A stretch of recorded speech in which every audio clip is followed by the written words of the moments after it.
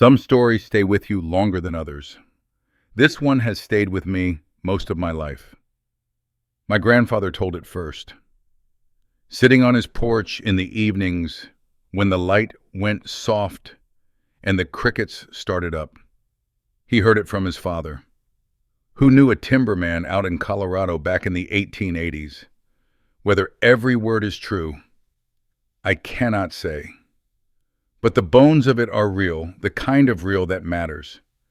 It's a story about two people who had given up on being seen, about the quiet way folks find each other when they've stopped looking, about what it costs to stand up for someone, and what it means to be stood up for. I tell it now, the way he told it to me, slow, simple, and true. Pour yourself some coffee. This one deserves your time. The saw bit into ponderosa pine, and Silas Sawyer did not look up. The smell hit him first, every morning, sweet and sharp, like vanilla mixed with turpentine. 15 years of breathing that smell, 15 years of sawdust settling into the creases of his hands, the folds of his shirt, the lines around his eyes. The scent had become part of him, same as the ache in his shoulders and the silence he wore like a second skin. He knew someone stood at the gate, had known for 10 minutes now. The shadow fell wrong across the sawdust pile, too still to be a customer, too patient to be trouble. Silas kept his rhythm. Push, pull, push, pull. The blades sang through the wood, and golden dust gathered on his boots. Let them wait.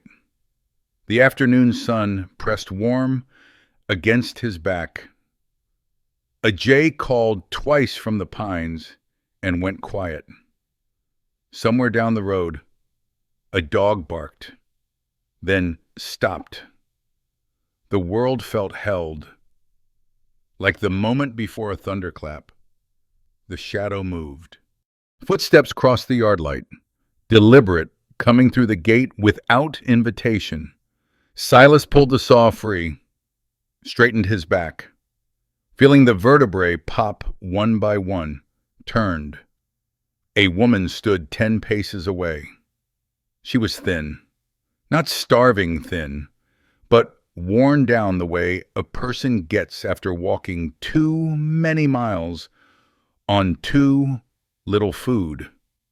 Her calico dress had faded to the color of old bone, patched at one shoulder with a scrap of darker fabric. Brown hair pulled back tight under a cotton kerchief, a few strands loose and catching the light. Her shoes were cracked at the soles, but her face was scrubbed clean, and her hands hung steady at her sides. She didn't look down. That was what caught him.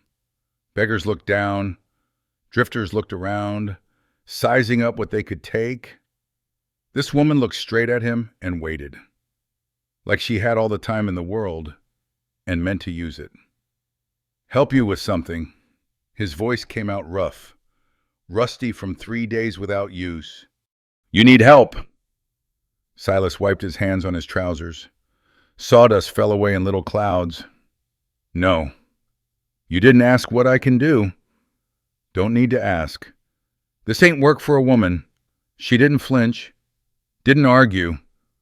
Her eyes moved past him, slow and careful, taking in the yard, the stacked timber, the saw pit, the shed with its crooked door.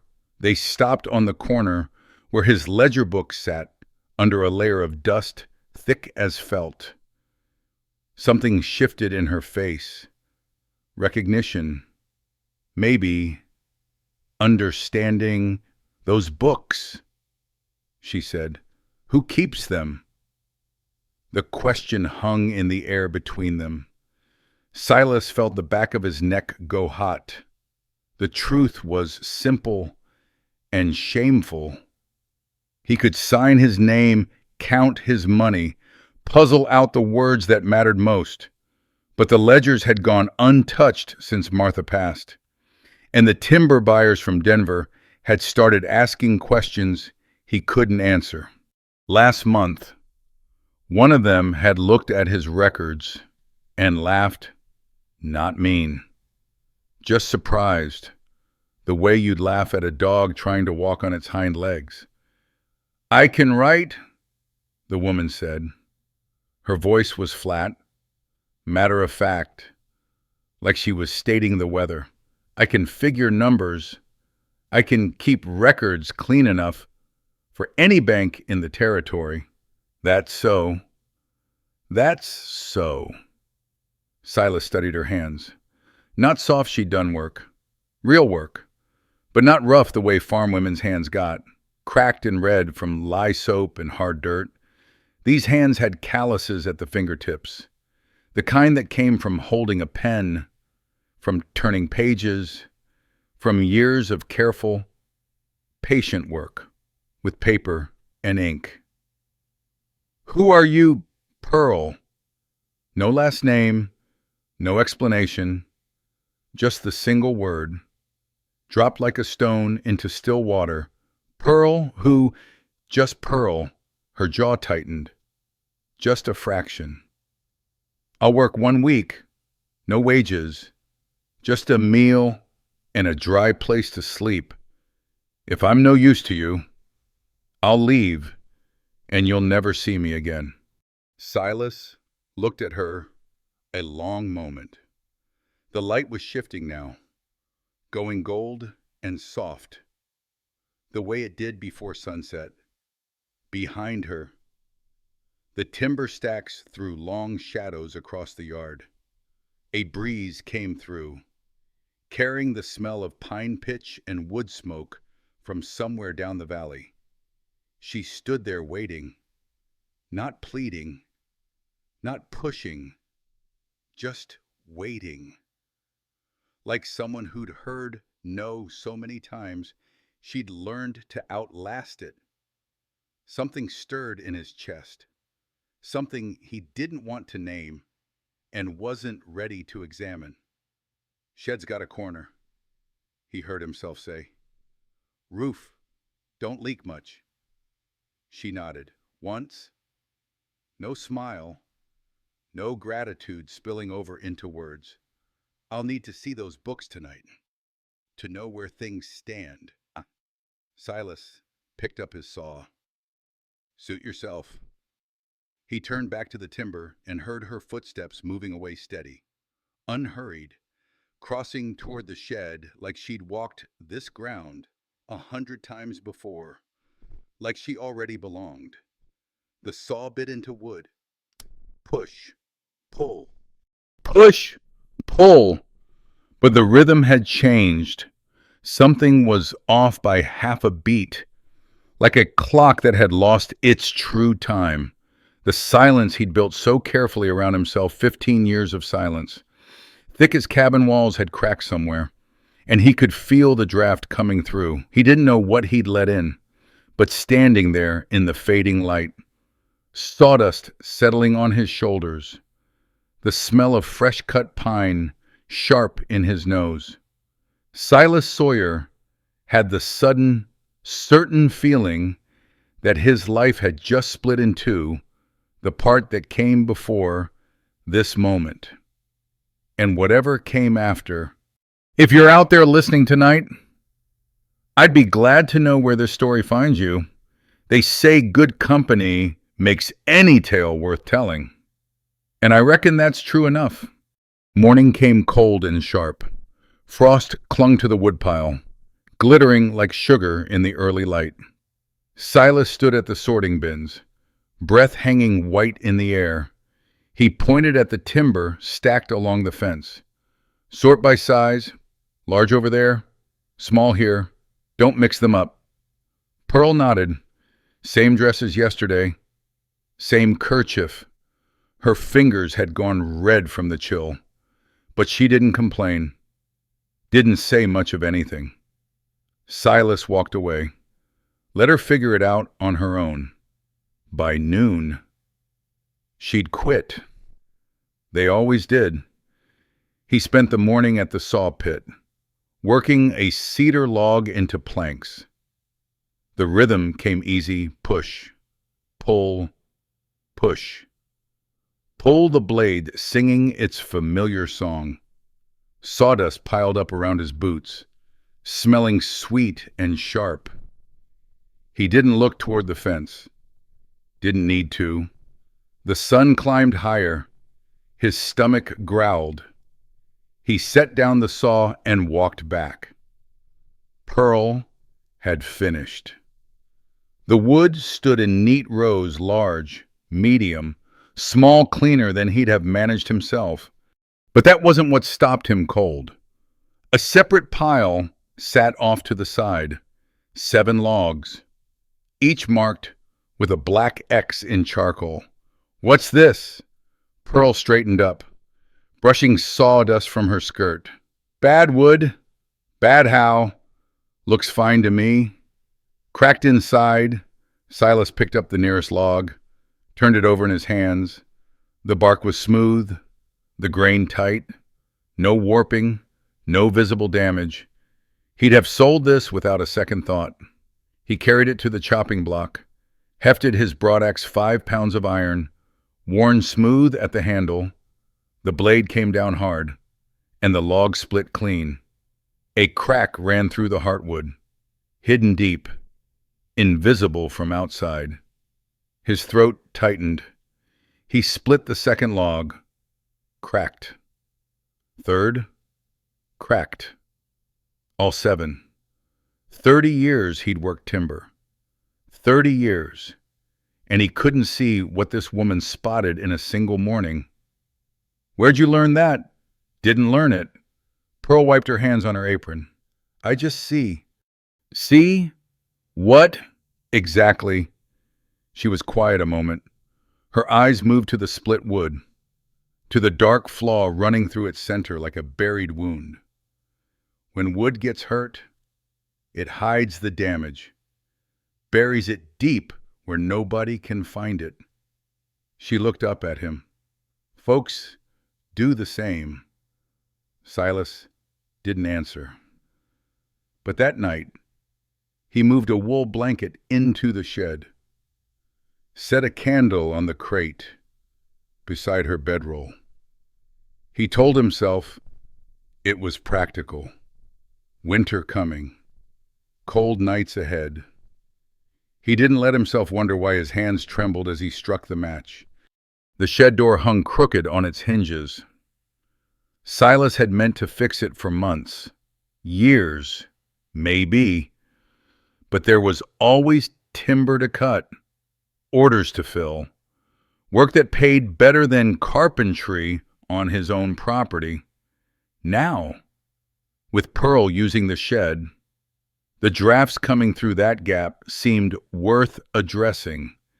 He gathered his tools in the afternoon light: framing hammer, handful of square nails from the coffee tin where he kept them, a scrap of wood to shim the hinge.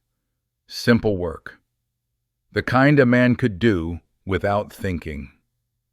The October sun slanted low across the yard, throwing long shadows from the timber stacks. The air smelled of pine pitch and wood smoky from the stove inside the cabin. Somewhere in the trees, a woodpecker hammered at a dead trunk, the sound carrying clear and sharp. Silas positioned the first nail, raised the hammer, brought it down. The crack echoed off the shed walls. Inside, Pearl sat at the desk he'd rigged for her, a pine plank across 2 sawhorses. The old ledger books spread before her. Through the gap in the doorframe, he could see her bent over the pages, pen moving in careful strokes. The ink bottle sat at her elbow, catching the light. He swung the hammer again. Her pen stopped. Silas didn't pause. He drove the nail home, reached for another. The rhythm came easy. 1 swing to set, 2 swings to sink. moved to the next, the same motions he'd made 10,000 times before. But the wrongness tugged at him, a feeling he couldn't name. He glanced through the gap. Pearl hadn't moved. Her pen hovered above the page, frozen mid-stroke. Her shoulders had drawn up toward her ears, tight and hunched. Her back was rigid as a fence post. Silas swung the hammer. Her shoulders flinched. Just a small movement, just a tightening of muscle beneath the faded calico. She didn't cry out, didn't turn, didn't run, just sat there with her spine locked and her knuckles white around the pen, waiting for what. He kept working, watched from the corner of his eye. Each time the hammer fell, that same small tremor ran through her, like a horse shying from thunder, like someone bracing for a blow that never quite came. The door was fixed in 20 minutes. Silas gathered his tools slowly, giving her time to unknot herself. When he walked past the desk, her pen was moving again. Her face showed nothing. Smooth as pond water. He didn't ask. Not yet. Evening came on gray and cold. Silas built up the fire in the cast-iron stove, feeding it chunks of pine until the metal ticked and pinged with heat. He set the coffee to boil in the dented tin pot, sliced salt pork into the skillet, mixed cornmeal with water for Johnny cakes. The cabin filled with smells, wood smoke, frying meat, the sharp tang of coffee starting to bubble. Pearl came in without knocking. She'd learned the rhythm of this place already, when to appear, where to sit, how much space to leave between them. She took the stool by the window, the one farthest from the stove, and watched the flames through the grate. They ate in silence. The pork was tough, the Johnny cakes dense, the coffee strong enough to strip paint. Neither of them complained. Outside, the wind picked up, rattling the shutters, pushing cold air through the gaps around the door. Silas wiped his plate with the last of his cornbread, set it aside, poured himself more coffee, and sat back in his chair, Martha's chair. Though he tried not to think of it that way anymore, the fire popped and hissed. Sparks swirled up the chimney. "This cabin," he said. His voice sounded strange in the quiet, like a door creaking open after years of disuse. Used to be louder. Pearl looked at him, waiting. "My wife!" The word came out rough, unfamiliar on his tongue. He hadn't spoken it aloud in years. Martha. She used to sing while she worked. Couldn't carry a tune worth a nickel. But she sang anyway. Hymns, mostly. Said the silence made her lonesome. He stared into his cup. The coffee had gone cold, a film forming on the surface. She passed 15 years ago, come spring, giving birth. He paused, swallowed against the tightness in his throat. The baby came too early. She bled, and there wasn't nothing anyone could do. The doctor came from town, but by then... He trailed off. The fire crackled outside. An owl called once and went silent. The baby lived 2 hours, Silas said. A boy? I held him the whole time, wrapped in Martha's good quilt, watching him breathe. His eyes never opened. He just stopped. Like a clock winding down, Pearl sat perfectly still. Her hands were folded in her lap, her face turned toward him, not pitying, not uncomfortable, just present. "I buried them together," he said. "Out back, under the big pine. Dug the grave myself. Made the markers myself. Named him Samuel, though he never drew breath enough to hear it." The wind gusted against the cabin walls. The shutters rattled and went quiet. "I built this place for 3 people," Silas said. "Ended up with just me. Reckon that's why I don't talk much anymore. Got out of the habit." He drank the cold coffee. It tasted like nothing, like all the years since Martha. Flat and empty. Pearl's hands moved in her lap.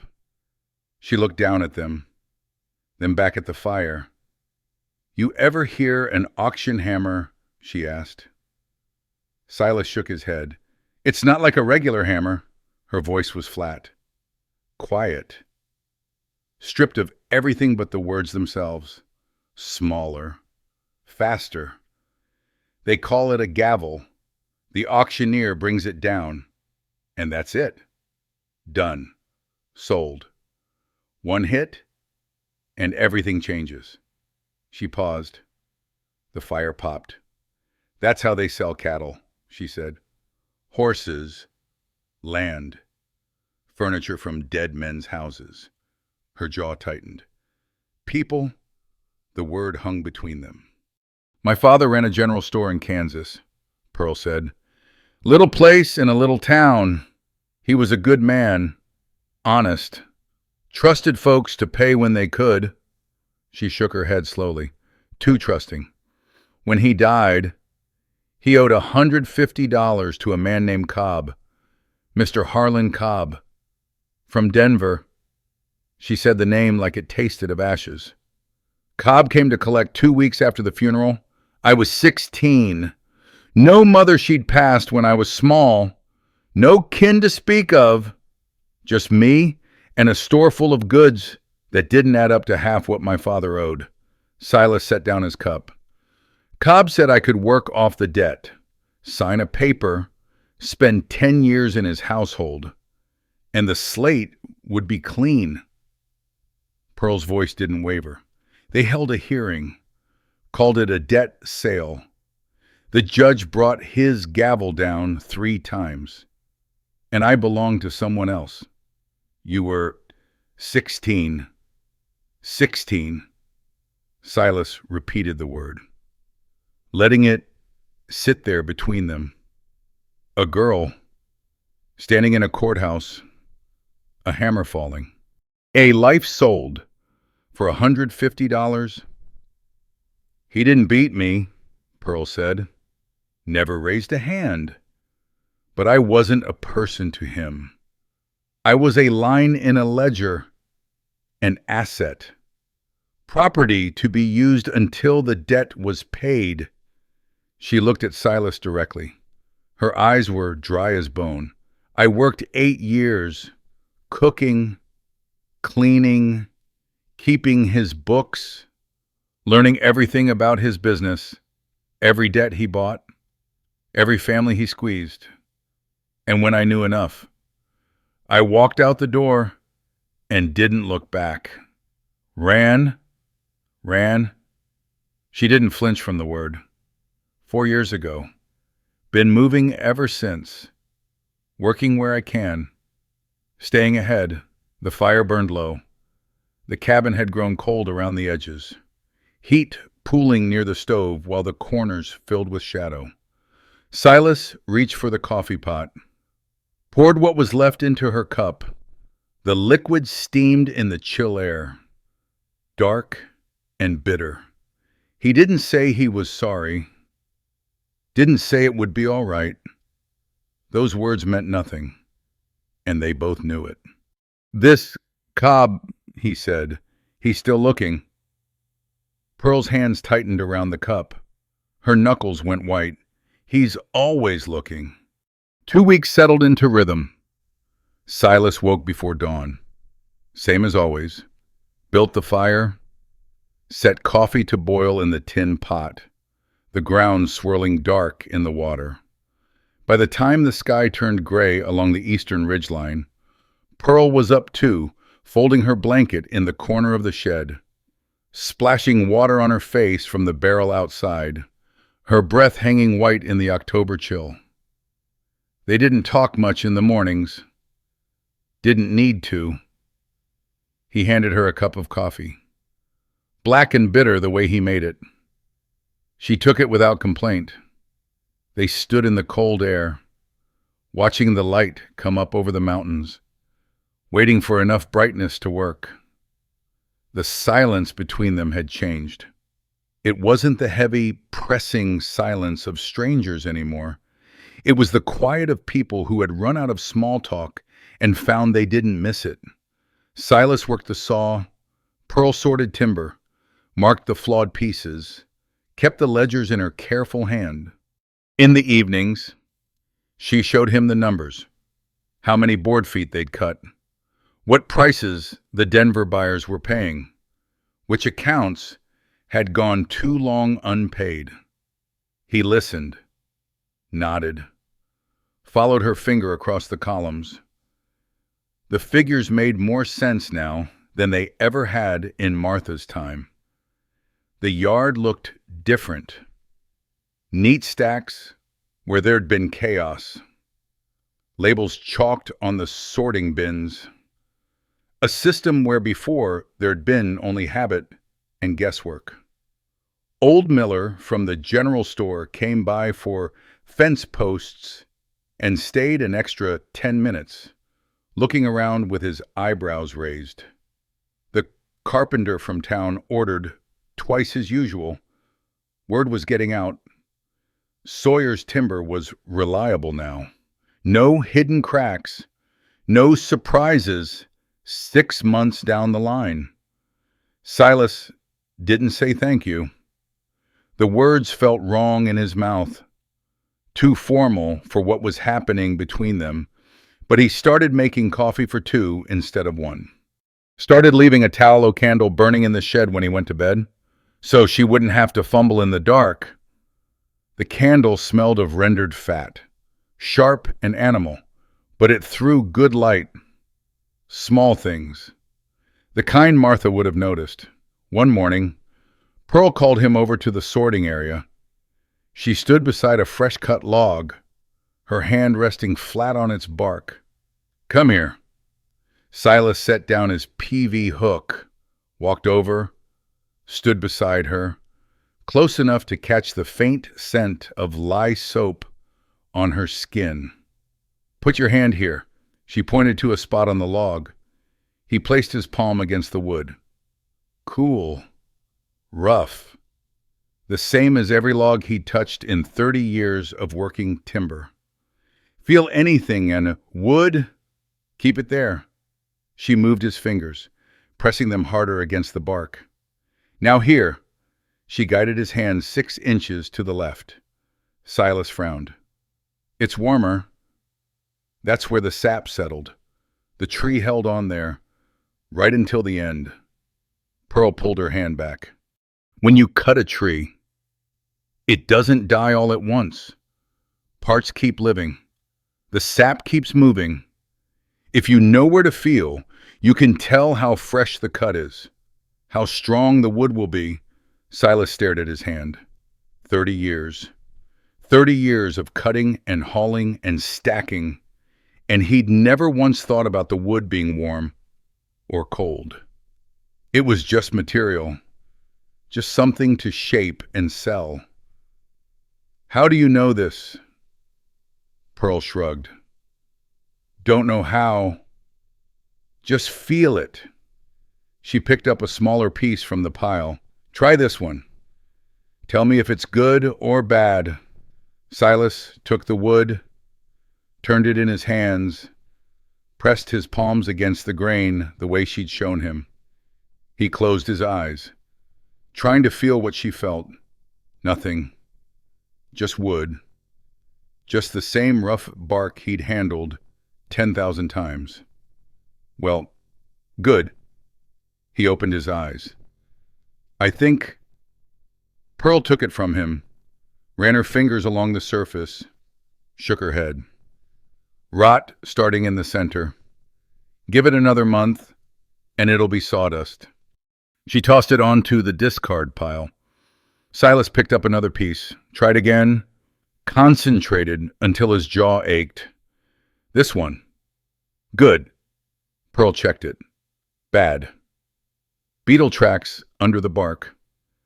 He tried a third, a fourth, a fifth.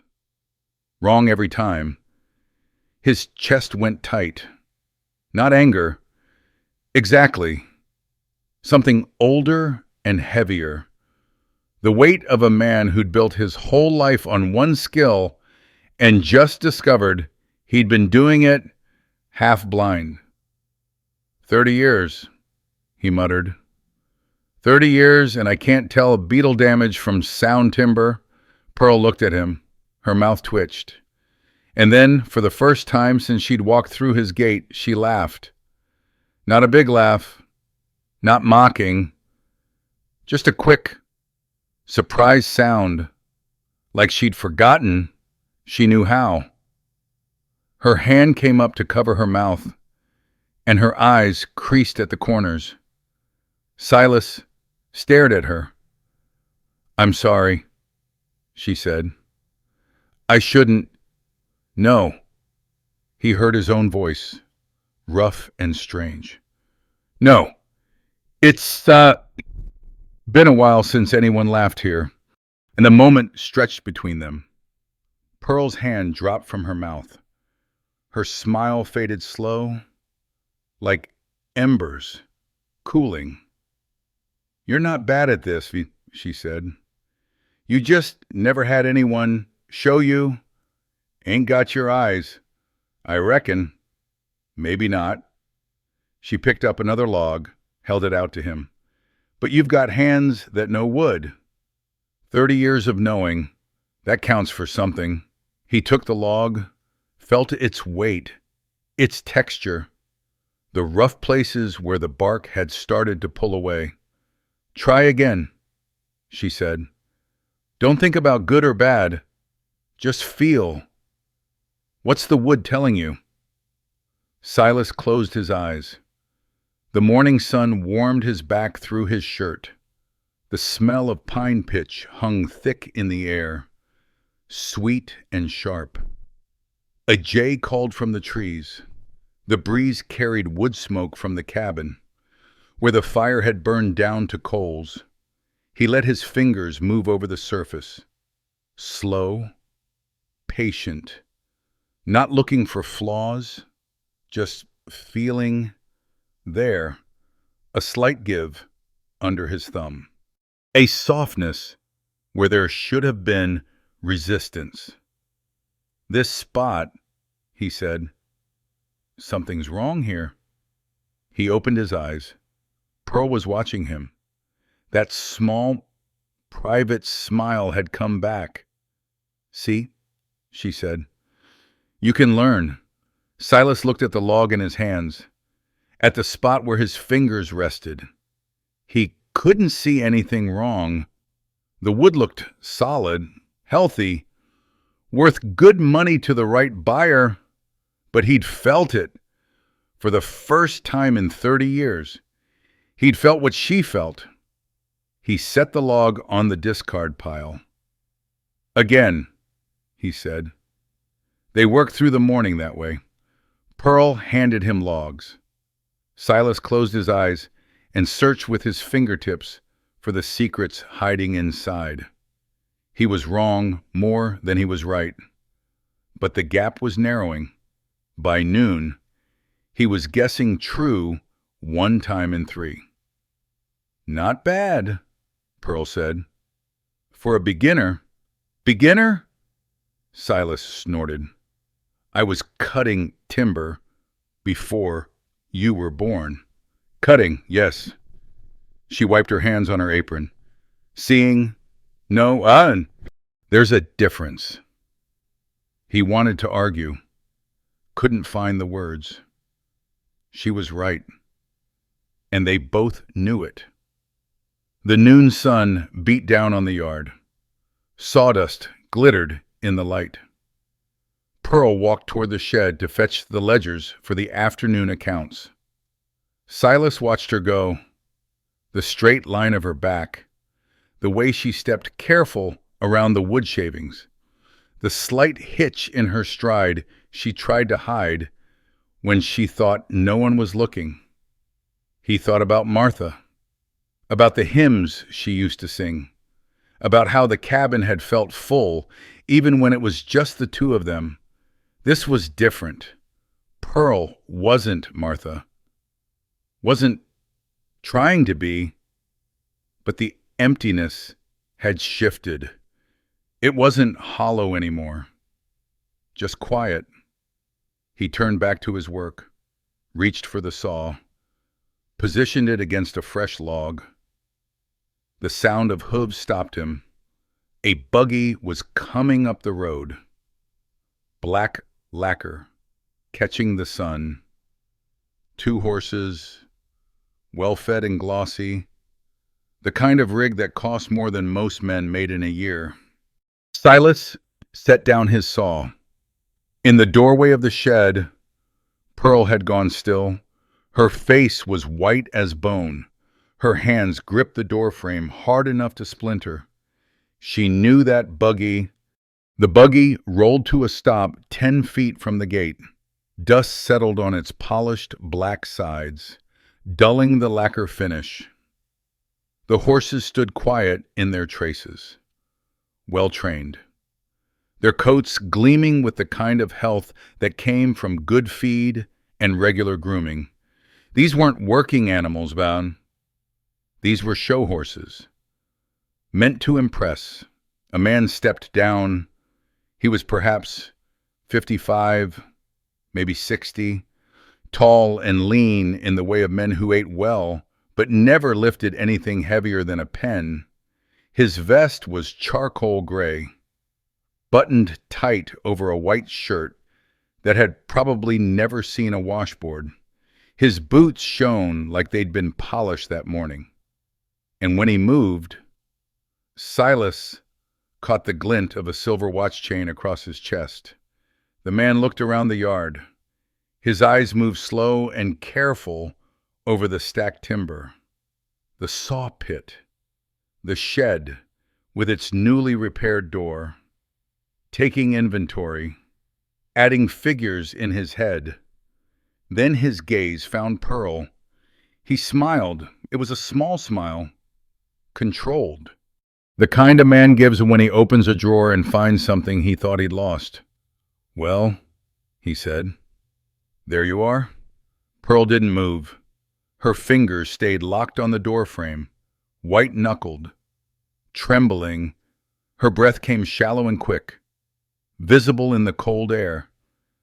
Silas stepped forward, put himself between the man and the shed. "Help you with something." The man turned that smile towards Silas, up close. His face was smooth and soft, the face of someone who'd spent his life indoors, away from sun and wind and honest labor. His eyes were pale blue and very still, like pond water in winter. "Mr. Sawyer," I presume. He extended a hand. His nails were clean, trimmed neat. "Harlan Cobb, I deal in timber, among other interests. Heard you run a reliable operation here." Silas didn't take the hand. "Who told you that word travels?" Cobb let his hand drop, unbothered. "I'm always looking for quality suppliers. Good wood is hard to come by these days. Too many men cutting corners, selling rot and beetle damage to unsuspecting buyers." He walked toward the nearest stack of timber, ran his fingers along the grain, pulled out a piece, examined it, set it back. His movements were unhurried, deliberate, like a man who knew he had all the time he needed. "Fine stock," he said. "Very fine." You've improved since I last heard your name mentioned. Didn't know you'd heard anything about me at all. I make it my business to know things. Mr. Sawyer, Cobb turned. His eyes drifted past Silas, back toward the shed. I see you've taken on some help. Silas said nothing. Cobb walked closer. His boots made no sound on the packed earth, the soles too new to have learned the language of dirt and gravel. He stopped 5 feet from the shed door, looking at Pearl the way a man looks at a horse he's considering buying, assessing, calculating worth. "Hello." "Pearl." Her voice came out thin and cracked. "Mr. Cobb. 4 years?" He shook his head slowly, still wearing that small, patient smile. 4 years. I've been looking. You led me quite a chase. Kansas, Nebraska, Wyoming. I heard you'd gone north, then south, then west. Always one step ahead. I don't want any trouble. Trouble. Cobb laughed softly. "My dear girl, I'm not here for trouble. I'm here for what's mine." Silas moved. Not fast, not threatening, just shifted his weight forward so he stood directly in Cobb's line of sight, blocking his view of the shed. "Something I can help you with, Mr. Cobb." Cobb's pale eyes fixed on him. That measuring look again. The look of a man who weighed everything in dollars and cents. "Do you know what she is?" he asked. "What she owes me? I know she works for me." "Works for you?" Cobb's smile widened a fraction. "That's interesting, because according to the law, she works for me. Has for 12 years now. Signed a contract when she was 16 years old. 10 years of service in exchange for her father's debt. She told me about that." "Did she tell you she ran?" Cobb reached into his vest pocket. His fingers emerged holding a folded paper, yellowed with age, soft at the creases from being handled many times. 4 years before the contract was fulfilled. I have the original document right here. Her signature. The court seal. Everything legal and proper. Witnessed and notarized. He held the paper out. Silas didn't take it. "She was 16, Silas said. "Old enough to sign, old enough to understand the terms." Cobb tucked the paper back into his pocket. Smooth as a card. Sharp, palming an ace. "I'm not an unreasonable man. Mr. Sawyer, I don't want a scene. I don't want trouble with the local sheriff. I just want what I'm owed. And what would that be? 2 years of service." Cobb glanced toward Pearl. "She comes back with me, finishes what she started, and we're square. Clean slate. Simple as that." Pearl made a sound. Small, choked, like someone who'd taken a blow to the stomach. Silas kept his eyes on Cobb. "She's not going anywhere." The words came out flat and final, like a door swinging shut. Cobb's smile didn't waver, but something shifted behind those pale eyes. A flicker of cold, hard calculation. "Mr. Sawyer, I understand this is awkward. You've gotten attached. That happens sometimes. People take in strays, start thinking of them as pets." He stepped closer, lowered his voice. "But you need to understand what you're dealing with here. I have papers. I have the law. I have friends in Denver who can make life very difficult for a man running a small operation like this one.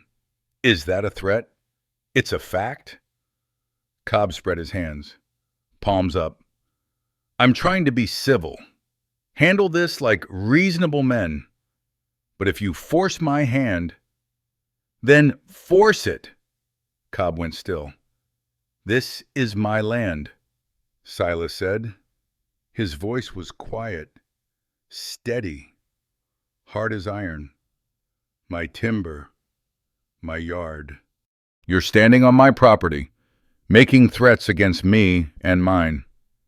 I don't care what papers you've got in your pocket. I don't care who your friends are. She works for me now, and you are not welcome here." The silence stretched taut between them. A crow called from the pines. The horses shifted in their harnesses, leather creaking. The wind picked up, stirring sawdust, carrying the smell of fresh-cut pine.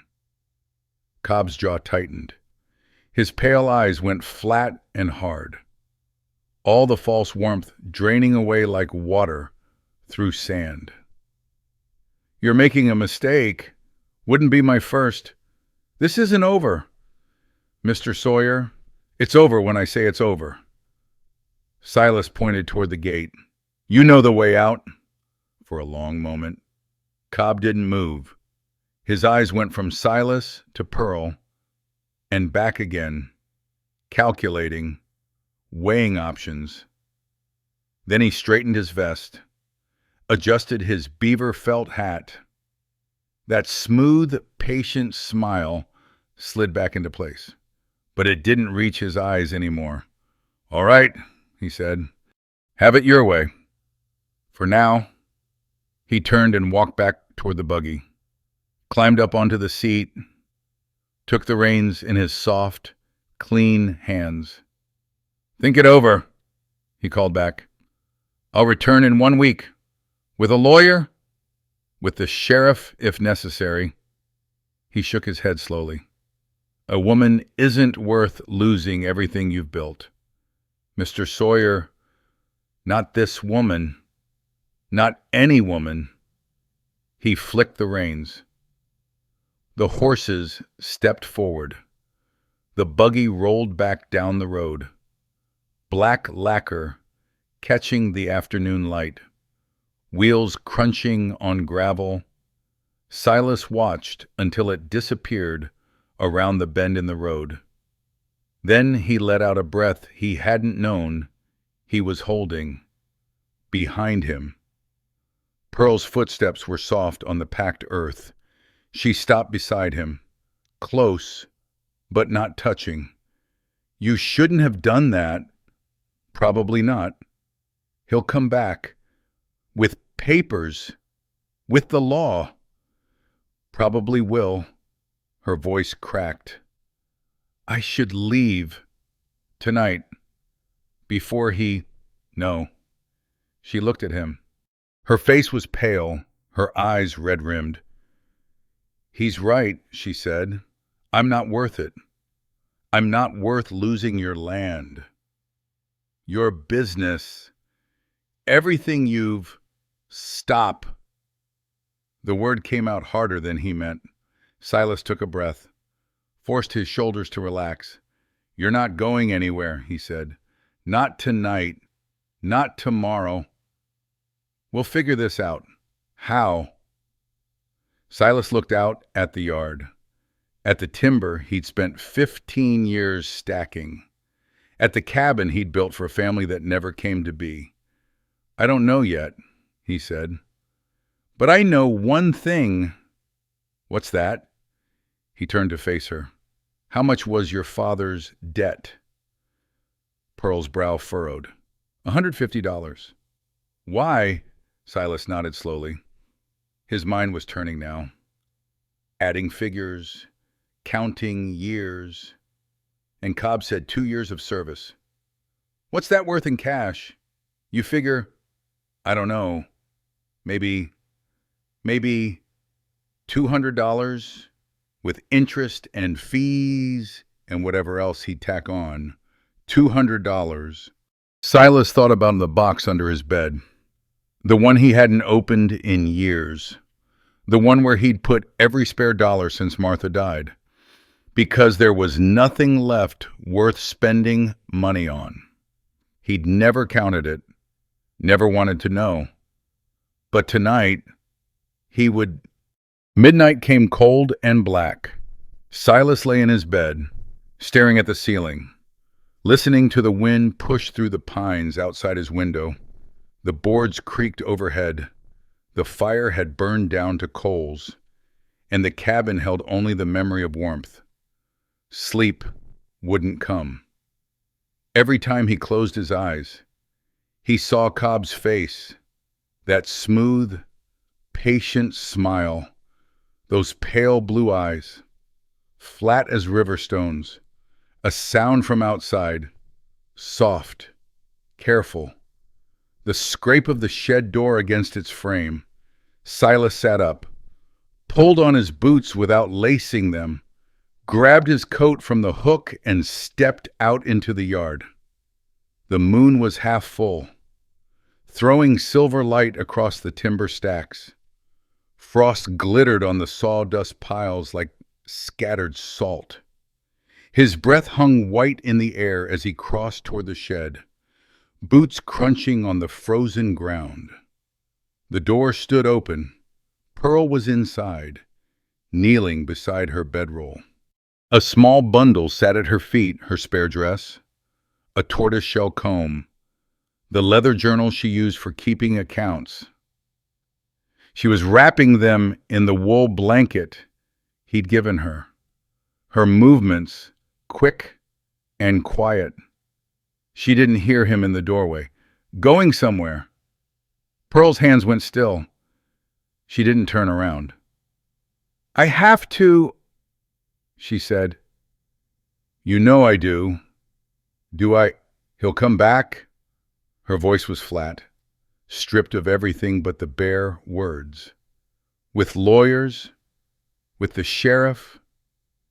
He'll make trouble for you, for your business, your land, everything you've spent 15 years building. I can't let that happen." Gillis leaned against the doorframe. The wood was cold through his coat. "That what you want to run again, what I want doesn't matter." "Maybe it should." Pearl turned then. Her face was pale in the moonlight, her eyes dark hollows. She looked older than 28. She looked tired in a way that went deeper than bone. "Why are you doing this?" she asked. "You don't know me." "Not really. I walked through your gate 3 weeks ago with nothing but a worn-out dress and a name I won't even explain. Why would you risk everything for that?" Silas didn't answer right away. He looked around the shed at the tools hanging on their pegs, at the sawdust gathered in corners, at the small space she'd made her own, the candle on the crate, the wildflowers hanging from the rafter to dry, filling the air with a faint, dusty sweetness. The ledger books stacked neat and clean. 3 weeks. That was all. But the shed felt different now. The whole place felt different. "Come inside," he said. "It's too cold to talk out here." Pearl hesitated. Her hands tightened on the bundle in her lap. "Please." The word came out rough. Rusty. He couldn't remember the last time he'd used it. Pearl looked at him for a long moment. Then she set the bundle down and followed him across the yard. The cabin was cold.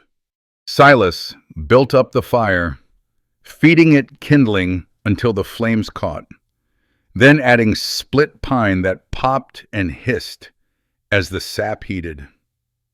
Pearl took her usual spot on the stool by the window. He poured 2 cups of cold coffee from the pot on the stove and handed her one. They sat in silence while the fire grew. The light flickered on the walls, throwing shadows that danced and shifted. Outside, the wind picked up, rattling the shutters. 8 years, Silas said finally. "That's how long you worked for Cobb." Pearl nodded. "Tell me what it was like." She wrapped her hands around the cup. The tin had gone cold, but she held it anyway. like she needed something to anchor her. He had a big house, she said, 3 stories, more rooms than any one man needed. I slept in the attic, in a space barely wide enough for a cot. Summer. It was hot enough to bake bread. Winter. I could see my breath when I woke up. She paused, took a sip of the cold coffee. I cooked his meals, cleaned his floors, washed his linens, kept his books, every debt he bought, every payment he collected, every family he squeezed, until there was nothing left. Her jaw tightened. He had a system. Find men who owed money they couldn't pay. Buy up the debts for pennies on the dollar.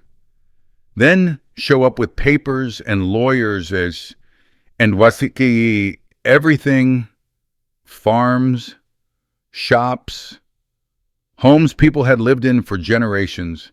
And you kept the records. I kept the records. Pearl's voice went flat. Every name, every amount, every piece of property he took. I wrote it all down in neat columns, and I told myself it wasn't my doing. I was just the bookkeeper, just the hired help. Silas watched her face in the firelight. The shadows pooled in the hollows of her cheeks. He never touched me, she said. Never raised his voice. But I wasn't a person to him. I was furniture, something he'd bought, something that came with the house. She set the cup down on the floor beside her stool. The worst part was not the work. It was the way he looked at me, like I wasn't there, like I was just a number in one of his ledgers. 8 years. And he never once asked my opinion on anything, never once asked what I thought or felt. I could have been a chair, a table, a clock on the wall. Silas felt something tighten in his chest. A feeling he didn't have a name for. So you left. So I left. Pearl lifted her chin.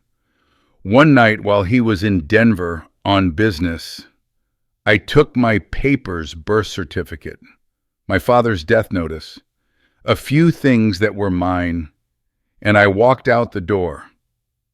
Didn't take anything of his. Didn't want anything that had his hands on it. And you've been running since 4 years. She laughed softly, but there was no humor in it. 4 years of moving, working where I could, sleeping in barns and sheds and under bridges when there was nothing else. Always looking over my shoulder, always waiting for that black buggy to come rolling up the road. The fire crackled. A log shifted, sending sparks spiraling up the chimney. And then I came here, Pearl said, and you let me stay. And for the first time in 4 years, I started to forget what it felt like to be owned. Silas stared into the flames. The heat pressed against his face. But inside his chest, something cold sat, heavy as a stone. You want to know why I let you stay? Pearl waited. After Martha died, folks came around, neighbors, people from town. They brought food, sat with me, said all the things you're supposed to say. He shook his head slowly. I couldn't stand it. Their pity, their kindness, it felt like charity, like they were doing me a favor. He picked up his own cup. The coffee was bitter and cold. So I stopped answering the door, stopped going to town except when I had to, stopped letting anyone in, built a wall around this place and hid behind it. He drank the cold coffee. 15 years.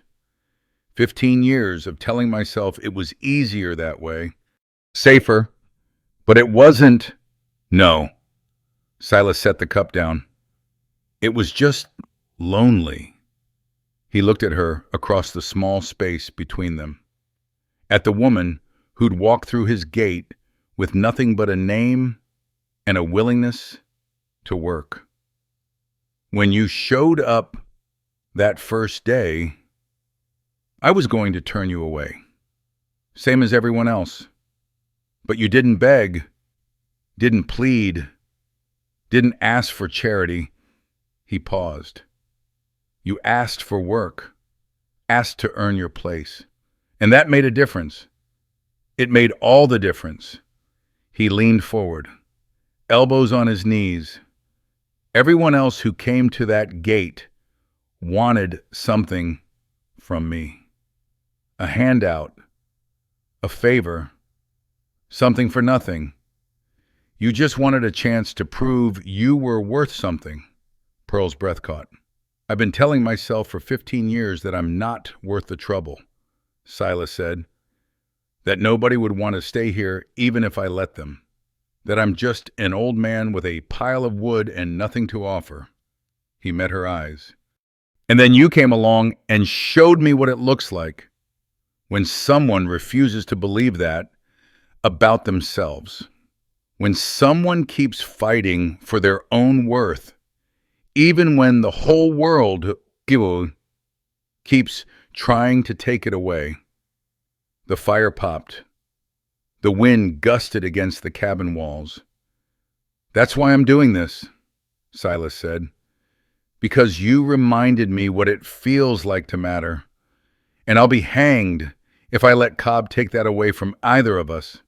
Pearl didn't speak. She sat very still. Her hands pressed flat against her thighs, her eyes bright in the firelight.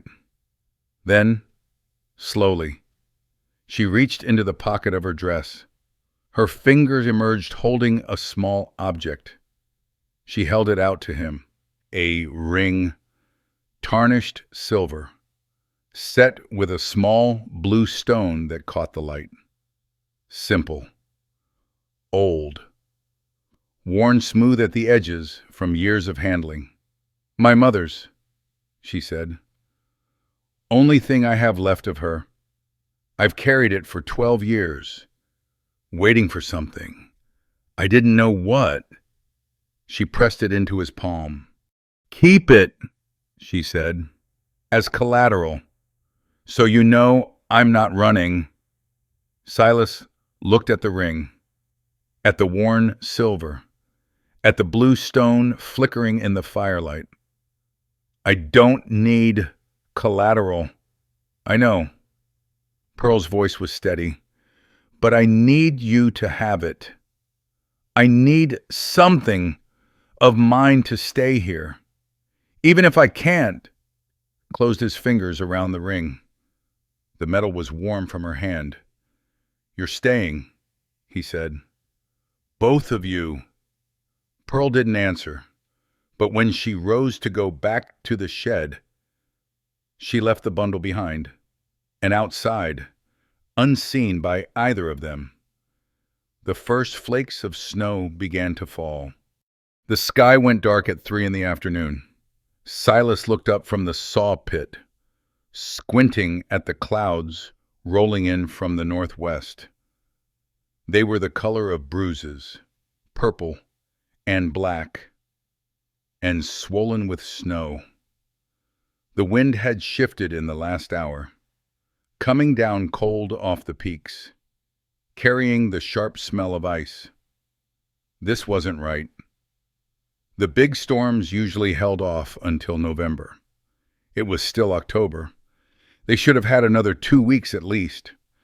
The first flakes fell as he watched, small at first, drifting lazy through the air, then thicker, faster. The wind picked up, driving the snow sideways, stinging his face. The timber. Silas's stomach dropped. Half the yard was stacked with fresh-cut lumber, seasoned and ready for the Denver buyers. 4 months of work. If it got wet, soaked through with snowmelt, the whole lot would warp and rot. Worthless. He ran for the shed. Pearl was already there, pulling canvas tarps from the corner where they'd been stored. She didn't look up when he came through the door. How bad, she asked. Bad? Maybe worse. She handed him a tarp, grabbed another for herself. They ran. The wind hit them the moment they cleared the shed, driving snow into their eyes, their mouths, their lungs. Silas bent into it, boots slipping on ground that had already gone slick with ice and mud. The temperature was dropping fast. He could feel it in his bones, in the way his fingers went stiff inside his gloves. They reached the first stack. Silas threw the tarp over the top, and the wind caught it like a sail, nearly ripping it from his hands. Pearl grabbed the other end, and together they fought it down, stretching it tight across the timber, weighing the edges with stones and scrap wood. Next one, Silas shouted. The wind swallowed his voice.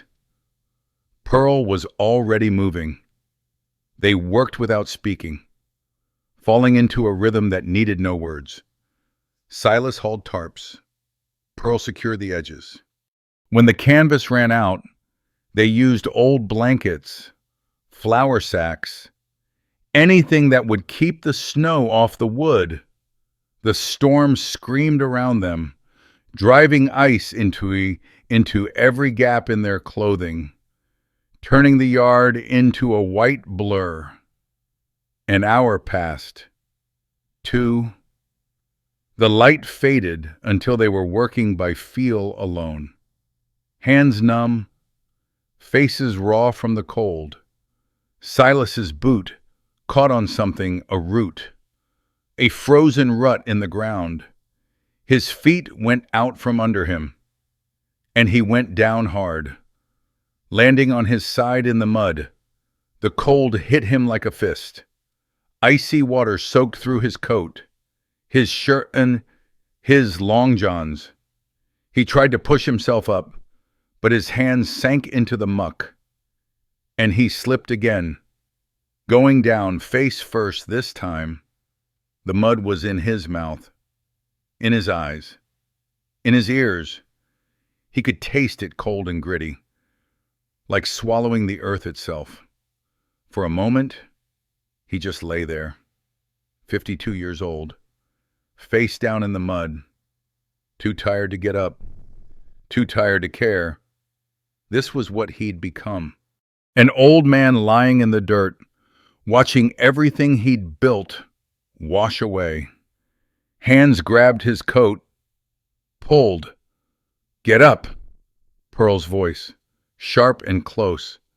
Get up, Silas, now! He tried. His arm shook. His legs wouldn't hold. I can't. You can! She hauled at him, her fingers digging into his arm hard enough to bruise. You're not dying in the mud like some old dog. Get up. Something in her voice cut through the cold, the exhaustion, the shame. He found his feet, stood swaying in the wind, mud dripping from his face, his beard, his coat. Pearl looked at him. Her face was raw and red, her hair plastered to her skull, her dress soaked through and clinging to her thin frame. She looked half drowned. She looked half frozen. She looked angry. Don't you dare give up, she said. Not now. Not after everything. Silas wiped mud from his eyes. His hand was shaking. I'm old, he heard himself say. I'm tired. You're not done. Pearl grabbed another tarp from the pile. 2 more stacks. Then we're finished. Move. She didn't wait for him. She turned and ran toward the next timber pile, her thin frame bent against the wind. Silas stood there for a moment, mud freezing on his skin, shame burning in his chest. Then he followed. They worked through the night. The storm raged and screamed, dumping snow by the foot, turning the yard into a white wasteland. Silas's hands went numb first, then his fin, then his face. He stopped feeling the cold after a while, stopped feeling anything except the weight of the tarps and the bite of the wind. Sometime after midnight, Pearl stumbled. Silas caught her before she hit the ground. She weighed almost nothing. He could feel her ribs through the soaked fabric of her dress. She was shaking, her teeth chattering so hard he could hear them over the wind.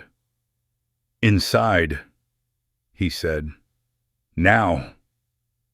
The timber is covered. We're done." He half carried her to the cabin, kicked the door open.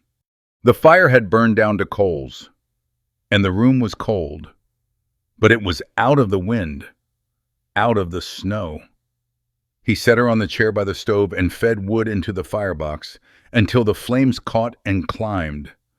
Pearl sat shivering, her arms wrapped around herself, her lips blue.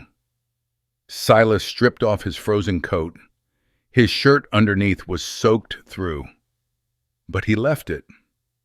He found the whiskey bottle on the shelf, poured 2 cups, added hot water from the kettle on the stove, pressed 1 cup into her shaking hands.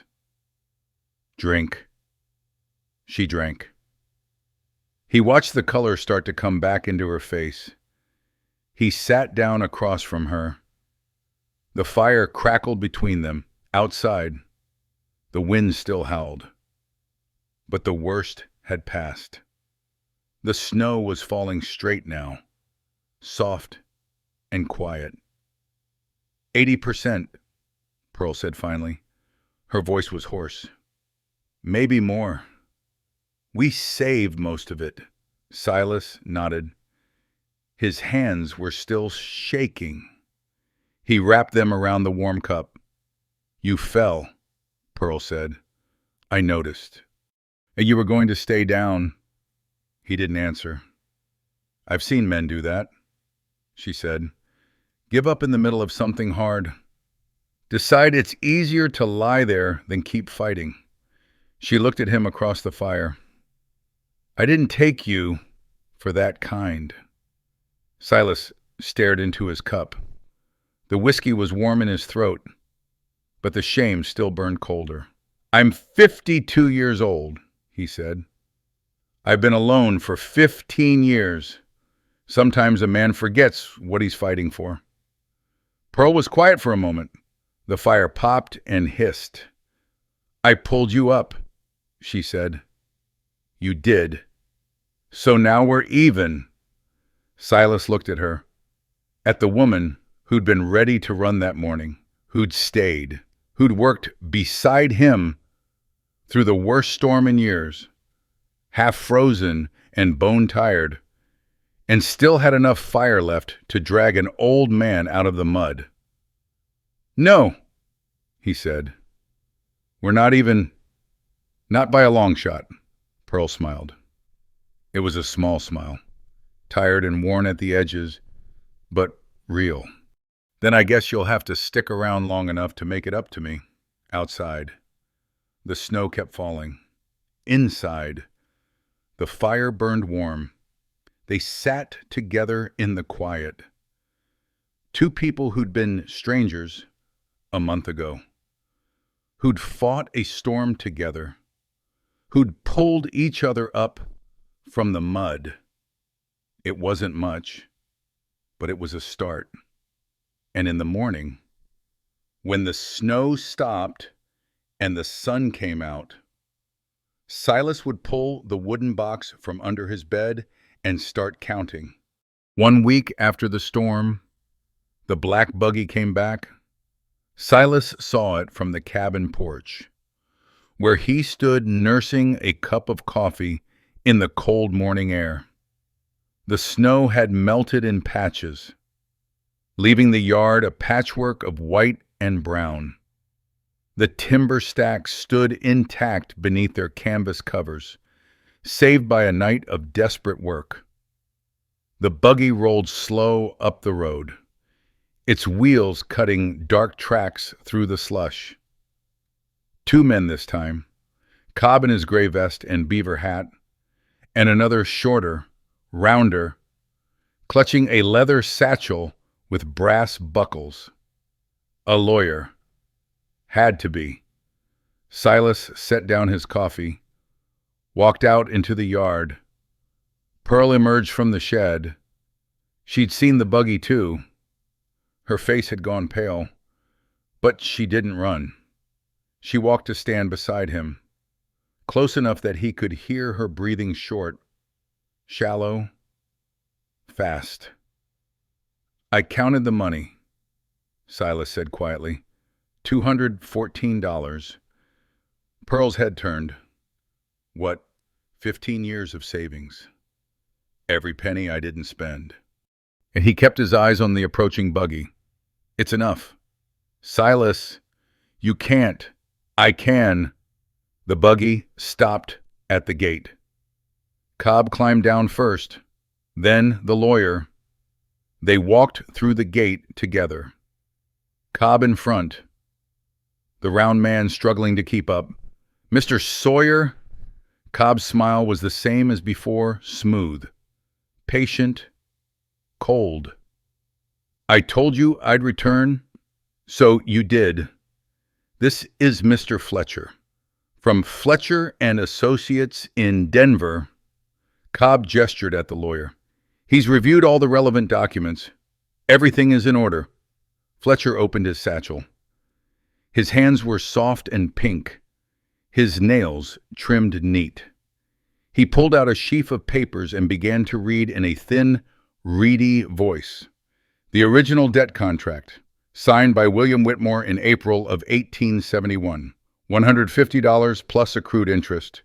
The transfer of obligation, signed by Pearl Whitmore in June of 1871, agreeing to discharge said debt through 10 years of household service.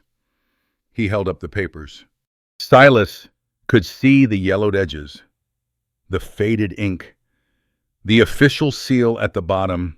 Miss Whitmore departed Mr. Cobb's employ in October of 1879, 4 years before the completion of her contracted term. She therefore owes either 2 years of service or the cash equivalent. "Which is?" Silas asked. $200. Pearl's breath caught. Cobb spread his hands. "You see, Mr. Sawyer, everything legal, everything proper. I'm not asking for anything. I'm not owed." She was 16 when she signed that paper. Old enough under Kansas law at the time. Fletcher's voice was flat, bored. "The contract is enforceable." Silas looked at Pearl. Her face was white, her hands clenched at her sides. She was shaking, not from the cold. "I'll go," she said. Her voice came out thin, cracked. "I'll go with him. It's only 2 years. I can—" "No. Silas, you can't give him everything. 15 years, that's your whole life." "My whole life." Silas looked around the yard, at the timber stacks, at the saw pit, at the cabin with its cold fireplace and empty rooms. "Look around, Pearl. What life 15 years of cutting wood and stacking it and selling it and starting over again.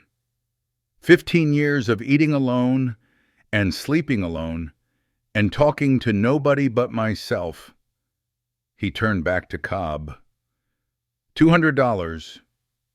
"That's your price?" Cobb's eyebrows rose. "You have it. I have it. Silas, don't." Pearl grabbed his arm.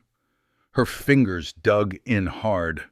"Please, I'm not worth—" "Yes, you are." He pulled free and walked to the cabin. The floorboards creaked under his boots. He knelt beside his bed and pulled out the wooden box pine with a simple latch. The same box he'd used since Martha died. The lid stuck for a moment, then opened.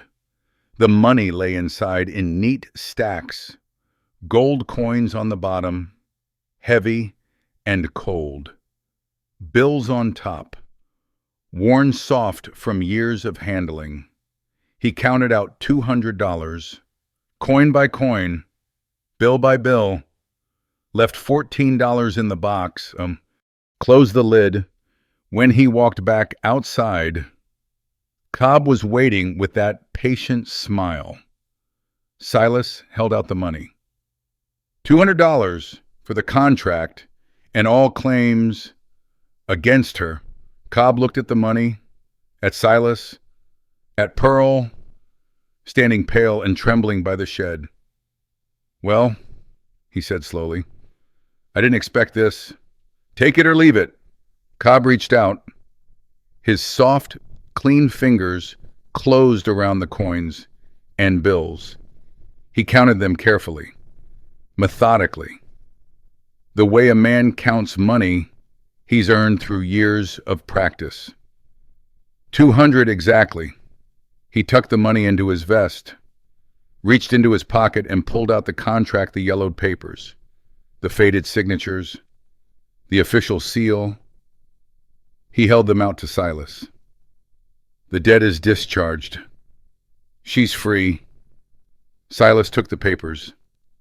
They weighed almost nothing. A few sheets of paper. A girl's freedom. Bought and sold. He walked to the fire pit where they burned scrap wood, knelt down, struck a match. "What are you doing?" Cobb asked. Silas held the match to the corner of the contract. The flame caught.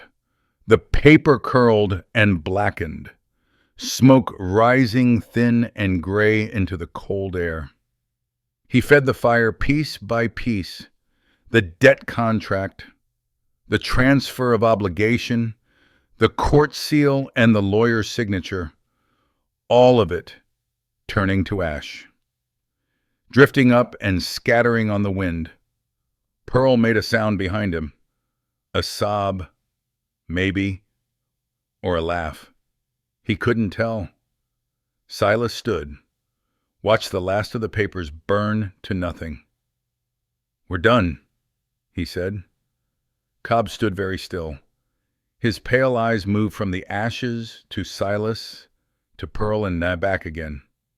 The smile was gone from his face. In its place was something else, something Silas couldn't quite read. "You know," Cobb said quietly, "I had a daughter once, long time ago. She was about Pearl's age when she died. Fever took her. Nothing anyone could do." Silas said nothing. "After she passed, I told myself the debt business was just business. Numbers and contracts. Nothing personal." Cobb's jaw tightened. "I told myself that buying up debts and collecting what was owed, that was just how the world worked, how a man got ahead." He looked at the ashes in the fire pit. William Whitmore was a good man. Pearl's father. Too good. Maybe. He gave credit to families who couldn't pay. That's how he ended up owing me. Cobb paused. "I could have forgiven the debt after he died. Could have let his daughter go free. She was just a child. But you didn't." "No." Cobb's voice was flat. "I didn't. And I've spent 12 years telling myself that was the right thing to do. That a debt is a debt. That business is business." He turned away, took a step toward the buggy, stopped. "You're a fool, Mr. Sawyer, giving up everything you have for a woman you've known a month." "Maybe so. But you're the kind of fool I used to be." Cobb's voice was quiet now, almost soft. Before I forgot what mattered. He climbed into the buggy, took the reins. The lawyer scrambled up beside him, clutching his satchel. "Mr. Cobb," Silas said. Cobb looked back. "Don't come here again." Cobb held his gaze for a long moment. Then he nodded once, flicked the reins, and drove away. Silas watched until the buggy disappeared around the bend. The silence settled back over the yard, the good silence, the clean silence, the silence of something finished. Pearl's footsteps were soft on the frozen ground. She stopped beside him. Her face was wet with tears. But she wasn't crying anymore. Her hand found his, rough against rough. Calluses meeting calluses. "You gave him everything," she said. "Not everything." Silas looked at her. "I kept $14, enough for seed money. We'll build it back." The word hung between them. Silas looked at the yard, at the timber stacks, at the cabin that had been empty for 15 years. "This place was built for 3 people, he said. "Maybe it's time it had more than one." Pearl didn't answer. She just held his hand tighter. And in the ashes of the fire pit, the wind stirred the last gray flakes and carried them away. Morning came quiet. Silas woke to the smell of coffee, not the bitter, overboiled kind he made for himself, but something richer, smoother. The scent drifted through the cabin, mingling with the wood smoke from the stove. He lay still for a moment, listening. Footsteps in the main room. The clink of tin cups. The soft creak of floorboards near the window. Pearl was up before him. He pulled on his boots and walked out of the bedroom. She stood at the stove with her back to him, pouring coffee from the tin pot into 2 cups. Steam rose in the cold air, curling toward the ceiling. The fire crackled low in the grate, throwing orange light across the worn plank floor. She turned when she heard him, held out a cup. "Figured you'd want some." Silas took it. The cup was warm in his hands, the heat seeping into his cold fingers. He drank. The coffee was good, better than anything he'd made in 15 years. "You didn't have to do that." "I know." Pearl picked up her own cup. "Wanted to."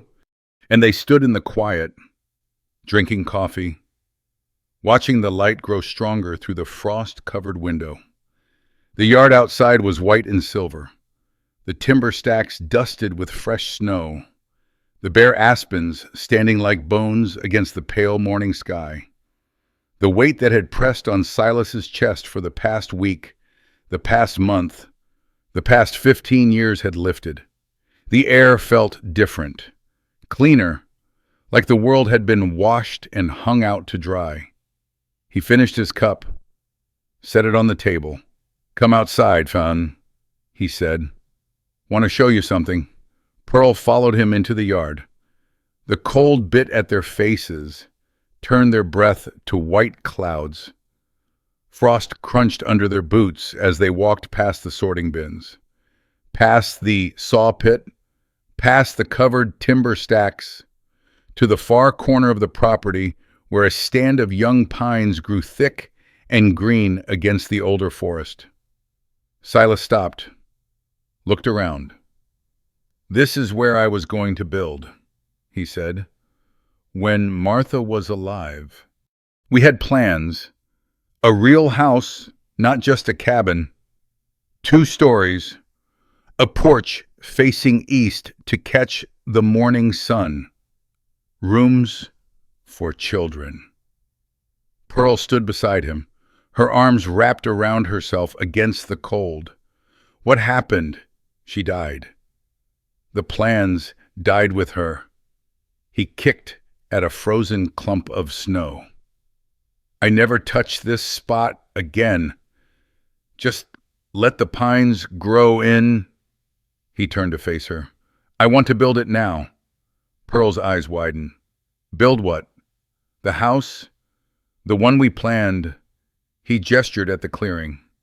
Foundation goes here. Porch faces that way. Toward the sunrise. 2 rooms down. 1 up. Big enough for... He stopped. The words stuck in his throat. Big enough for what? Pearl asked softly. Silas met her eyes. At the frost on her lashes, at the red in her cheeks from the cold, at the way she stood straight, steady, waiting. Big enough for 2, he said. If you want to stay. The silence stretched between them. A crow called from the pines. The wind moved through the branches overhead, shaking loose a shower of snow that glittered as it fell. Pearl didn't answer right away.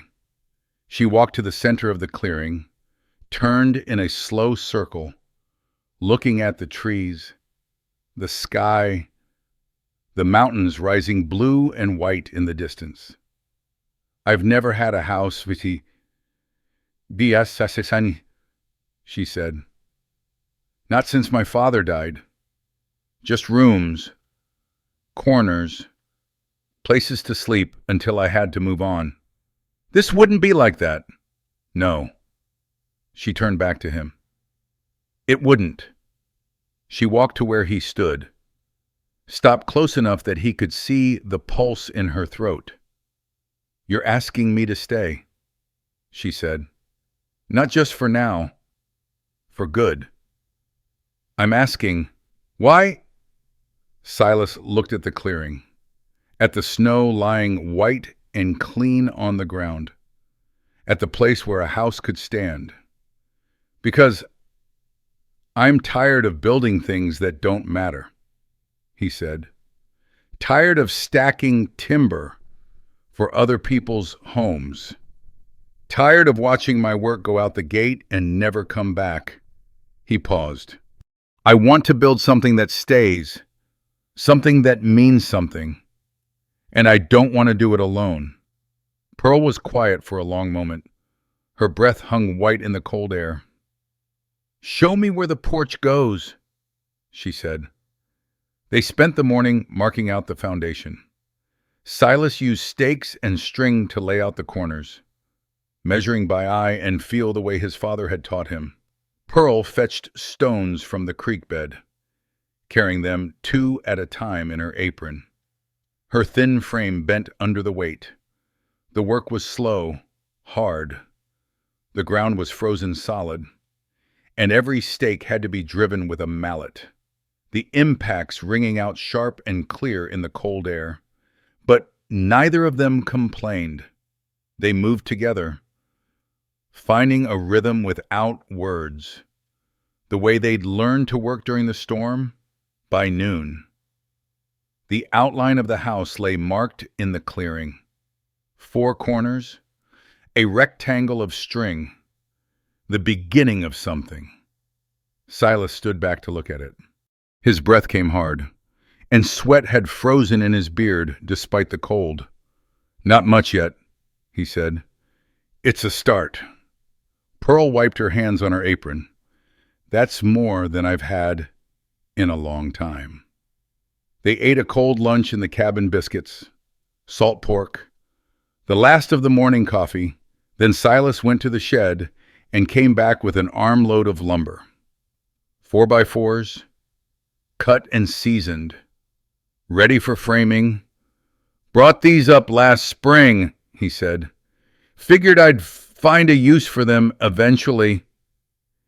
He laid out the first pieces in the clearing, positioned them carefully, checking the angles with his father's old square. The wood smelled of pine pitch and fresh sawdust, sharp and clean in the cold air. Hand me the hammer. Pearl picked it up from the tool pile, held it out to him. Silas shook his head. You do it. She stared at him. What First nail of a new house. He pointed to where the two pieces of lumber met. Old tradition says whoever drives it gets to make a wish. I don't know how to. I'll show you. He positioned the nail, a square-headed iron nail, hand-forged, the kind his father used to buy by the keg, held it steady with two fingers. Then he stepped back. Pearl looked at the hammer in her hand, at the nail waiting in the wood. Her face had gone pale, her jaw tight. I can't, she said. The sound, I know. Silas's voice was quiet. But this isn't their hammer. This isn't their sound. This one's yours. Pearl's hand trembled. She raised the hammer, held it there, poised above the nail. The clearing was silent. No wind, no birds. Just the two of them standing in the snow, waiting. Pearl brought the hammer down. The sound cracked through the air, sharp, clean, ringing off the trees. The nail sank half an inch into the wood. She raised the hammer again, brought it down again, each strike driving the nail deeper, each sound echoing across the clearing. When the nail sat flush with the wood, she stopped. Her breath came fast, clouding in the cold. Her hand shook, but she was smiling. Silas stepped forward, looked at the nail, at the hammer in her hand, at her face. Still scared, Pearl shook her head slowly. No, this sound is different. How? She looked at the lumber, at the string marking the foundation, at the clearing where a house would stand. Their hammer came down, she said. Ended things. Closed them off. She ran her fingers over the nails she'd driven. This one builds. This one opens things up. Silas took the hammer from her hand, set it on the lumber pile. Then he reached into his pocket and pulled out the ring she'd given him, the tarnished silver, the small blue stone. I believe this belongs to you. Pearl looked at the ring, at his hand, at his face. Keep it, she said, for now. For now. Until there's a proper time to give it back. Her smile widened. Just a little. Until there's a house to put it in. Silas closed his fingers around the ring. The metal was warm from his pocket. Then I reckon we'd better keep building. They worked through the afternoon, side by side. The frame began to take shape, corner posts first, then base plates, then the skeleton of the first wall rising against the winter sky. The sun moved west, throwing long shadows across the snow. When the light began to fade, they stopped, stood back to look at what they'd made. One wall, rough lumber, fresh cut, smelling of pine and possibility. Not much, but real, solid, standing. Pearl reached over and took his hand. Her fingers were cold and rough, calloused from work. Thank you, she said, for everything. Don't thank me yet. Silas squeezed her hand. We've got a lot more building to do. They walked back to the cabin together. The smoke rose from the chimney, gray against the darkening sky. The smell of wood fire drifted across the yard. Behind them, the frame of the first wall stood alone in the clearing, waiting for morning, waiting for the work to continue. And in Silas's pocket, the ring sat heavy and warm, a promise waiting to be kept. There's a quietness that comes after a story like this one, not the empty kind, the kind that sits with you, heavy in a tender way. like something you've been carrying a long time without knowing its name. Some of us have stood at gates, waiting to be let in. Some of us have been the ones who almost didn't open the door.